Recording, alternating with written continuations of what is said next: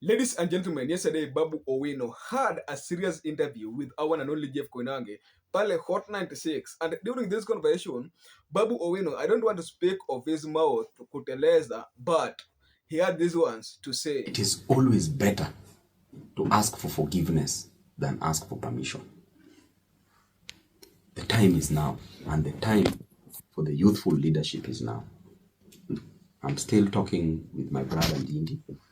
I have an ambition, and I told you that there could be a presidential ambition, there could be a gubernatorial ambition, depending on how we will decide with my brother DINDY.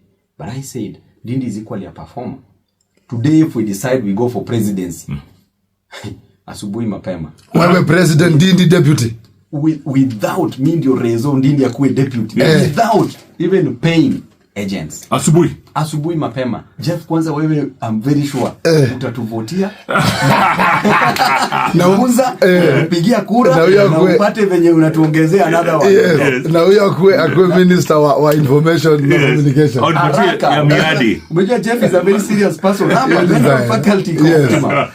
This video of BABU OWINO is what we are going to measure on in today's analysis, asking ourselves several questions that if by any chance BABU OWINO and his counterpart NYORO decide to go as per the terms of BABU OWINO, what will happen? But before a deep dive into this video, don't forget to like this video, comment, and most importantly, subscribe to our YouTube channel. And if by any chance you're watching us from a different platform, you can just head over to YouTube, search for Creative Sellers TV. If politics is what you are passionate about, or if you love the content of this nature. At last, let's have a quick dive into it. If BABU OWINO and NYORO just decide to unite and vie for presidency in 2027, here are some of the questions that they must ask themselves before 2027 or before making such decision. The first question is, can BABU OWINO manage to scrub or attract attention of Raila Amolo Odinga fan base here in Nyanza and Western? That is the first question that BABU OWINO should ask himself. Is he able to grab the attention of people up in Nyanza, Pale Western, and the coastal region? Because we know very well that right now BABU OWINO has managed to create some fan base up in Nyanza, Moso in Kisumu, Migori, and some part of Homa Bay County, despite Homa Bay County being that wanasemaga wao ni strongholds wa Raila Amolo Odinga, si ndio? So if by any chance he has managed and he can manage to attract attention of all these fan base of Raila Amolo Odinga, wambadilishe Rome, let me tell you that BABU OWINO and NYORO are good to go. So the second question that they should ask themselves is, can Mount Kenya support NYORO and BABU OWINO? In this case, my answer is yes, but with a but.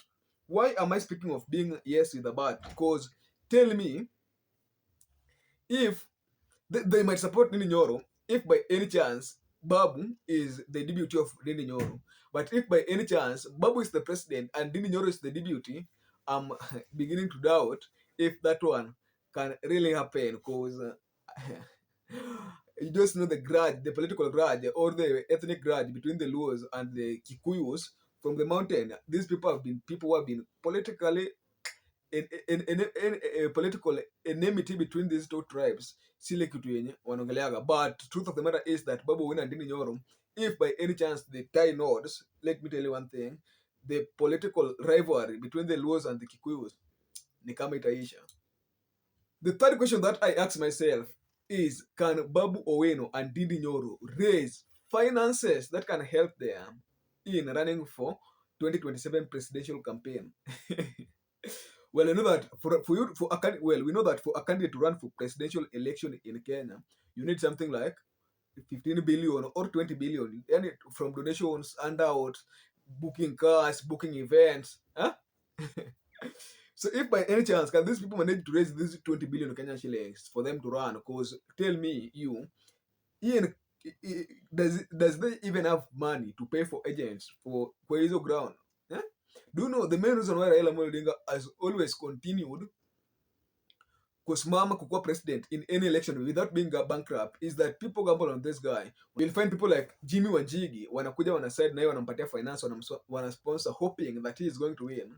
but coming in 2027 jamaa huwa ana lose, but unapata jamaa pia after losing this thing ili atoke kwa ile loss yenye amekuwa nayo, inabidi anaenda ana shake hands with the people in the government ili apate kitu kidogo from, yani atuluze nayo ile loss yenye alienda time ya campaign, cause campaigning presidential election campaign haikuwa walk to the park.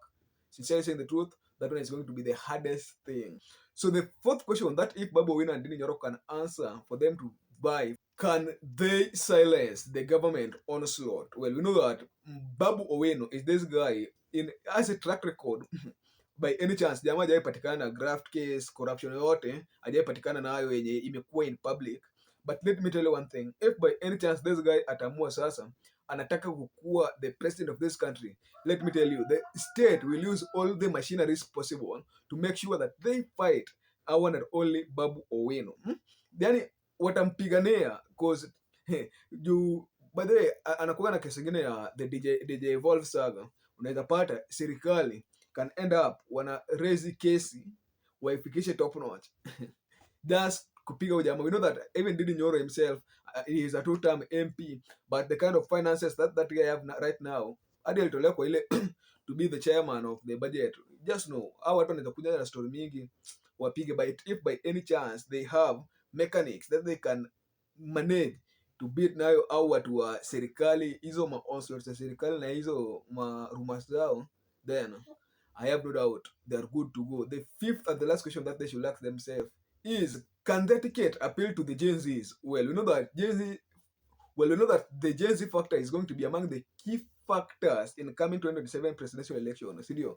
And here are the Gen Zs during the maandamano yalikuwa na walisema they are leaders, they are tribeless, they don't want finances, yani wako tu hapo. So if by any chance a group of this group of people can manage to enter their mind na wasema these are the people that they want, were endorse our word, because right now they just propose Matiang'i. I don't know, people propose Matiang'i to be the president of this state, but bro, let me remind you one thing, that if by any chance wametoka na Gen Z wasema these are the leaders, because Gen Z are hawana borders, they are not being tied with religion, hawajakuwa tied na tribalism, they are not tied with yani political difference, they are just there, they don't have a political party. So if by any chance they can manage to screw and take themselves kwa hii maneno ya Gen Z na the Gen Z politics at all, bro, let me tell you that they have a direct ticket to win. Anyway guys, those are just my thoughts pertaining the Babu Owino interview in